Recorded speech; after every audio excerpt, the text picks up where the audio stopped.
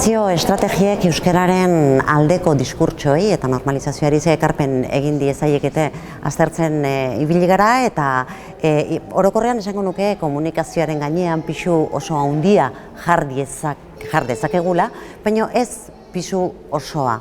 Eta nire hitzaldiaren helburua izan da komunikazio dinamika horietan estrategiaren aldeko komunikazio estrategiak nola garatu daitezken ikusaraztea.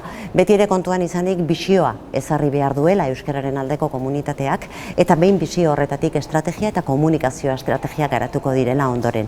Nik uste dute azken denbora honetan izugarri aldatu egin dela komunikazioaren mundua, zorionez ezagutza berriak ere baditugu, eraldaketarako komunikazio estrategia garatzeko, baina aldi berean ere baditugu hutsune nabarmenak, bertako espazio komunikatiboa oraindik ere oso ahula delako.